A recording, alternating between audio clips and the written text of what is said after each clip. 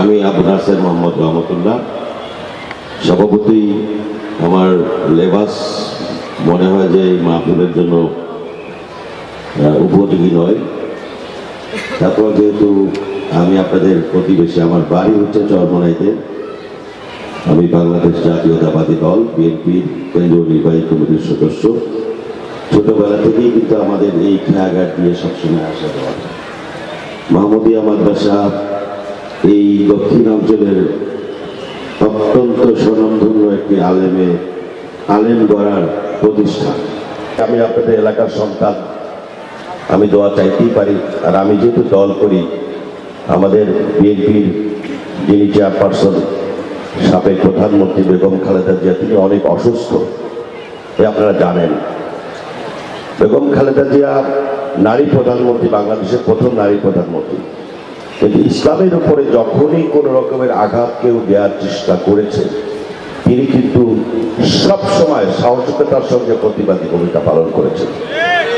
বিশেষ করে আপনি এই যে হেফাজতে ইসলামের যে ঘটনা মনে আছে, হাজার হাজার আলেমদেরকে হত্যা করা হয়েছে, বেগম খালেদা জিয়া সেই সময় কিন্তু প্রকাশ্যে বলেছেন এই আলেমদের হত্যার বিচার বাংলাদেশের মাটিতে একদিন হবে, এবং তিনি এটাকে গণহত্যা বলেছিলেন।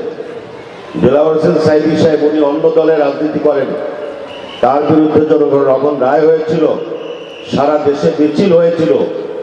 সেই সময় কিন্তু তিনি সিঙ্গাপুরের সফর সংক্ষেপ করে তিনি বাংলাদেশে এসে বলেছিলেন যে এই গণহত্যা বন্ধ করতে হবে।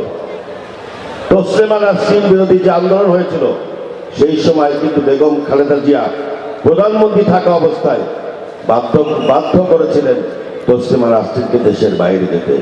এবং আলেম ওলামাদের বিরাট সমাবেশ, হুজুরের মনে আছে আপনাদের, মৌলানা ওবায়দুল্লাহ সাহেব, খতিব মৌলানা ওবায়দুল্লাহ সাহেব, তার নেতৃত্বে সম্মিলিত ইসলামী সংগ্রাম পরিষদ এর ব্যানারে ঢাকায় ঐতিহাসিক মহাসমাবেশ হয়েছিল, সারা দেশে হরতাল হয়েছিল। এগুলিতে বিএনপি ক্ষমতায় থাকা অবস্থায় কিন্তু পরোক্ষভাবে সমর্থন দিয়েছে। অর্থাৎ ইসলামের পক্ষে বেগম খালেদা জিয়া অবশ্যই তার যতটুকু অবদান আছে, তিনি যতটুকু পক্ষে ভূমিকা পালন করেছেন, সেই জন্য বেগম খালেদা জিয়া যেহেতু আজকে অসুস্থ, তার জন্য আপনারা আল্লাহর ওয়াস্তে দোয়া করবেন। মহান আল্লাহ রাব্বুল আলামিন ইচ্ছা করলে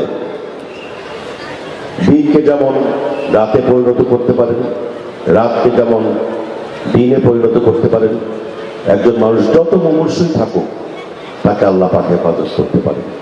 সেজন্য আপনাদের কাছে দোয়া চাই, ভবিষ্যতে এই দেশে জাতীয়তাবাদী আদর্শ, ইসলামী আদর্শ, স্বাধীনতার সার্বভৌমত্বের পক্ষের শক্তি